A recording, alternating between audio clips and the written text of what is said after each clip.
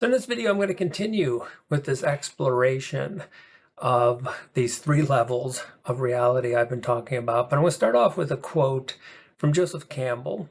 A lot of you are probably familiar with his work in mythology, but he has a fantastic quote about the mystic is swimming in the same ocean that the psychotic is drowning in.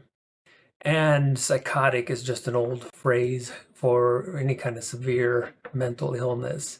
And so, but the ocean is the same. So what's the difference? Well, when I was a kid, I had a really interesting experience, and this happened to me a lot. And maybe I was anywhere between 7, 12. I really don't remember the age.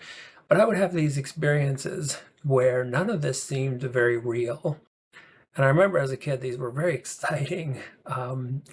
It was almost like, you could just kind of poke a hole through it, like this was a big screen and reality somehow was beyond it all. But I remember feeling very attracted to this experience. It's almost like I wanted to capture it in a way, or I wanted to get it to persist as long as it could.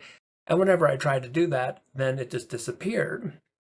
Now, it's interesting because when I turned into my 20s and started to get quite neurotic, I'd have these exact same experiences, but instead of accepting them and desiring them and really embracing them, I feared them and I would want them to go away. And of course, the more I wanted them to go away, they got more intense and sometimes even ended up in actually a panic attack. And of course, we would call this dissociative identity disorder. So there's actually phrases for this.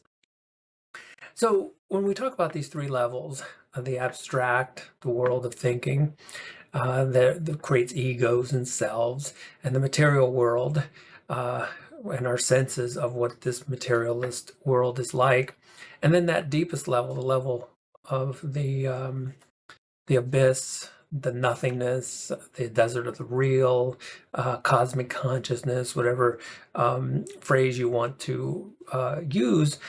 So why is it that some people who dabble in that third level, but then, so they are swimming in the same ocean of the mystic, but then they seem to have these bad experiences, the so-called bad trip, sometimes with psychedelics? Well, actually, I talked about this. This is my first book. It's a self-published book. It did okay. The Neurotics Guide, and again, check out the title on that. And again, what a long title. The Neurotics Guide to Avoiding Enlightenment. So this book was really about the levels, and it was about navigating your way through the levels and how you can actually end up trying really hard to get it, that desert of the real, and the more you try, the less successful you'll be. And so I even, the subtitle was How the Left Brain Plays Unending Games of Self-Improvement. I'm going to come back with a quote in just a second with that, because there are tricks with these. And it's a lot like swimming.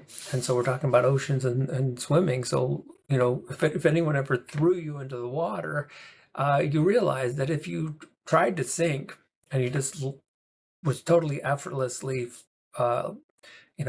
limp and just kind of could suddenly float. And if you tried to swim and flail your hands around in the water, then you tend to sink. And that's actually really, really interesting because it sets itself up for the exact same thing Joseph Campbell was talking about. And it's all about that effort. See, the thing about that abstract level one, that thinking mind, is that its greatest desire is to enter into the desert of the real, whether it's Ananda, whether it's bliss, whether, all the peace that it has read about, the alleviation of suffering that it has read about. It wants to have that experience. But the trick, it can't actually have that experience because the desert of the real doesn't include the abstract level. And so it wants to bring itself along into that third level, but by definition, the third level is the absence of that abstract level. And to help kind of put this all together, I'm going to start off with the very first quote of this book, and I quoted this might be my favorite quote by Ram Dass.